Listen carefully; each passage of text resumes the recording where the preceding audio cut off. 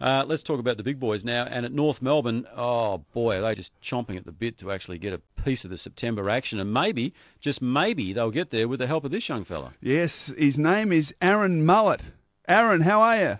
Good, thanks, guys. How are you? Now there was some discussion before you made your debut, Aaron, about the pronunciation of your surname.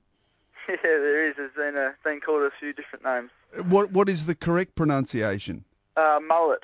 Mullet. Yeah, just like a fish and hairstyle. So. Right, a mullet.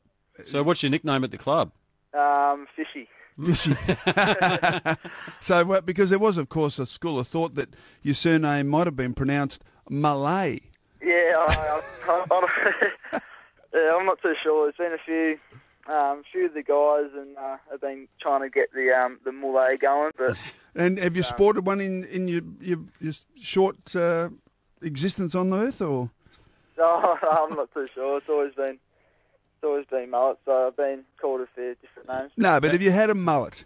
Oh, have I had a mullet? Yeah. No, I haven't. My brothers had the mullet early on, but I never had one. How old are you, Aaron? 19. Okay, so you've probably had a good 16 years of these mullet gags. So how about we talk some footy, eh? Yeah, no worries. What's the mood around Arden Street at the moment? Because oh yeah, it's exciting. Everyone's up and about. Yeah, it's really exciting, especially this week. I mean, we trained yesterday, and I've only been there for a year, but just this feeling this week is just it's never been there this year. So it's very exciting, and well done, because it's a difficult team to break into at the moment, because things going well, as you said, lots of momentum being built, and perhaps the team playing the best football of the year. So well done in breaking in. Hopefully you can hold your spot, Aaron.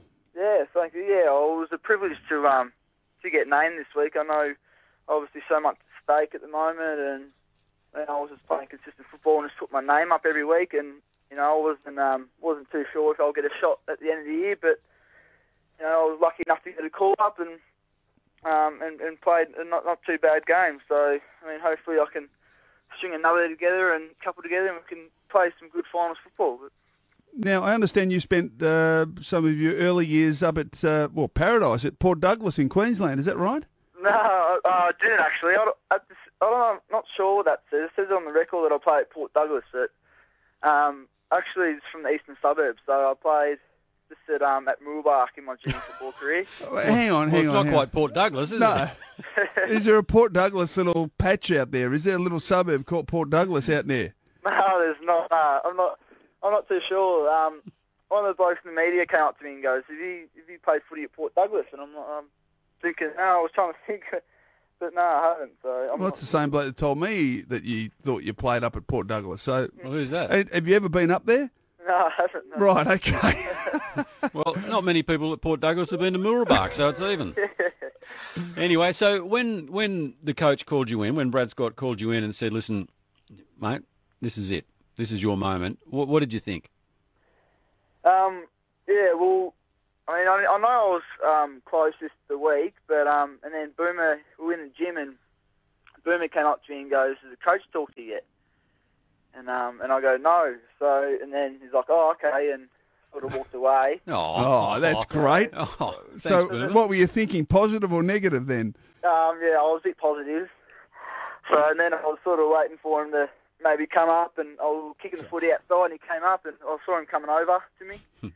And I had a big smile on his face, and he came up and pretty much said, you ready to go this week? And I said, yeah, ready than ever. And all the boys were watching, and they were all getting into me and trying to make me laugh and that. So, but yeah, I can't really remember the time. Just went that quick when he was talking to me. Because he pretty much just said, your form just had no choice to pick out. So that was, it was a privilege, and it was a day to remember. So. Now, what about you? You obviously had your parents there, and brother Mullett, and a few friends and family and everything go along to support you.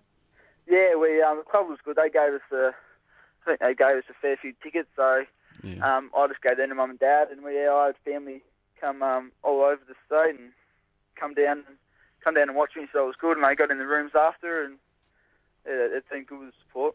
Oh, that's terrific, mate. Well, listen, all the very best. Let's hope how do you? I'm not too sure what order you put this in, Chris. You might be able to help me.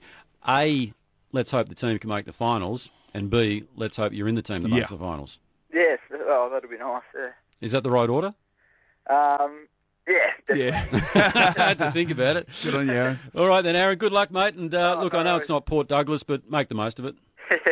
No worries. Thanks, guys. Good on you, Aaron Mullett, joining us there from the North Melbourne Footy Club. And again, look, I don't want to sound like a broken record, but North Melbourne supporters try to get down to Etihad Stadium on Saturday night because these fellas need all the support they can get. You've got to be true. You've got to be a true Roo. Is what you've got to be. Big chance to beat Saints too. Ooh. Are they really? Oh yeah, they are. And if they can beat St Kilda, then beat Richmond, they will be right in the mix, you would think.